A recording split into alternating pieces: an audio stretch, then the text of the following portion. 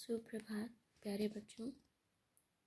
हिंदी 1 की कक्षा में पुनः स्वागत है। बच्चों, आज हम लोग पाठ 11 पढ़ेंगे, जिसका शीर्षक है कहाँ गया बल्ला। तो बच्चों, आपने देखा है कि व्यक्ति का जो स्वभाव होता है वो अपनी परिस्थितियों के अनुसार बदलता रहता है। कभी कभी जो लोग बहुत गुस्सा करते हैं, दूसरों पर चिल्लाते हैं, वो कभी कभी क्या करते हैं, अपने आप पर भी हंस लेते हैं। तो ऐसा ही कुछ रहमान चाचा के साथ हुआ। तो आइए हम इस कहानी को पढ़ते हैं। और बच्चों, इस कहानी को मैं 2 भाग में पढ़ाऊंगी। तो पहला भाग आज हम पढ़ेंगे, दूसरा भाग हम नेक्स्ट वीडियो में आपको पढ़ाएंगे।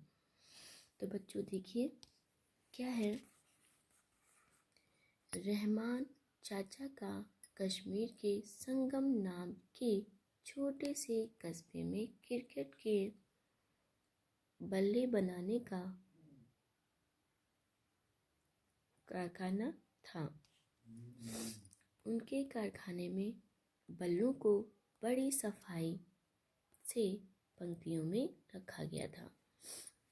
जैसा कि आप चित्र में देख रहे हैं, ये बल्ले बनाए गए हैं और उनको लाइन से रखा गया हुआ है। बल्लों के ढेर कारखाने से भी ज़्यादा ऊंचे थे। जो बल्ले के ढेर थे वो कारखानों से भी ज़्यादा ऊंचे थे।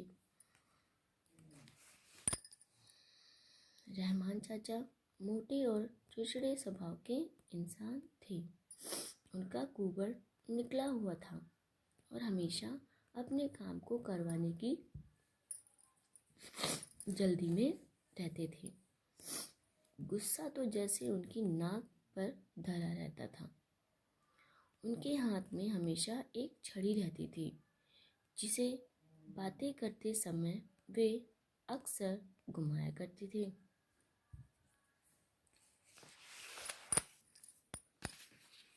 रहमान चाचा के कारखाने में आमिर नाम का एक कारीगर काम करता था, यानी कि विशेष काम में निपुण। उसे काम करते हुए कई साल हो चुके थे।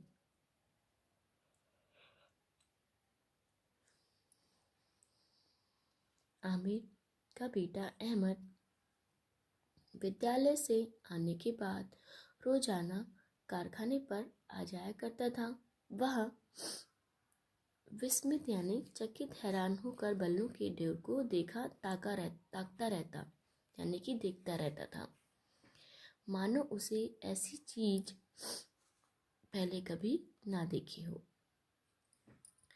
दरअसल वह रोजाना शाम को चांद देखा करता था, जो बल्लों के ढेर के पीछे कभी आधा और कभी पूरा दिखाई देता था।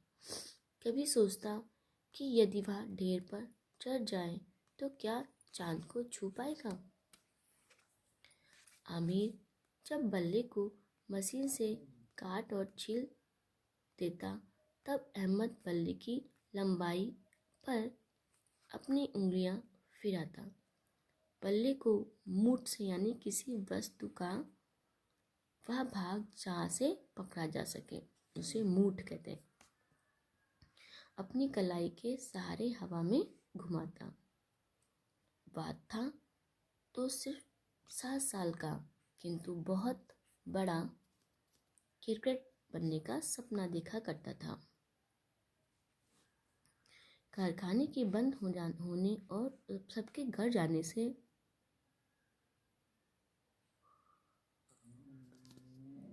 पहले रहमान चाचा अपने बल्लों की गिनती करते थे। वे अपने माल के बारे में पूरी जानकारी रखते थे। यदि एक भी बल्ला कम हुआ तो उनका जासूसी दिमाग काम करना शुरू कर देता था।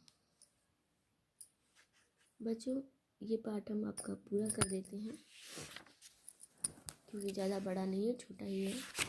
नेक्स्ट पेज पे चलते हैं।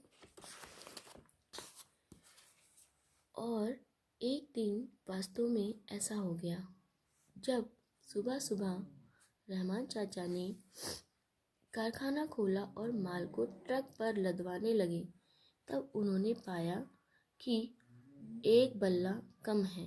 बल्ला भी वो जो सबसे बड़ा और सबसे हल्का था। अब रहमान चाचा खूब लाल पीले हुए और सभी कारीगरों को कतार में खड़ा होने का हुक्म सुना दिया। कल रात से एक बल्ला गायब है। तुम सबको क्या लगता है किसने लिया होगा? सभी कारीगर सिर झुकाकर खड़े हो गए। चाचा को गुस्से में देखकर किसी की भी उनसे आंख मिलाने की हिम्मत नहीं हुई। अचानक रात रात में बल्ला गायब कैसे हो सकता है? तुम सबके और मेरे अलावा तो कोई भी कारखाने में नहीं आता। रहमान चाचा इतनी जोर से चिल्लाए कि सबकी सिट्टी पिट्टी गुम हो गई। तभी रहमान चाचा की नज़र आमिर पर पड़ी। आमिर, अहमद कहाँ है? आज वह दिखाई नहीं दे रहा। उन्होंने आमिर से ऐसे सवाल पूछा जैसे उन्होंने सारा सच ताड़ लिया हो। चाचा, अहमद की तबीयत ठीक नहीं है, उसे सर्दी और खांसी है। अचानक आमिर सहित एक एक करके सभी हंसने लगे। तुम सब हंस क्यों रहे हो? रहमान चाचा का पारा सातवां आसमान छू रहा था।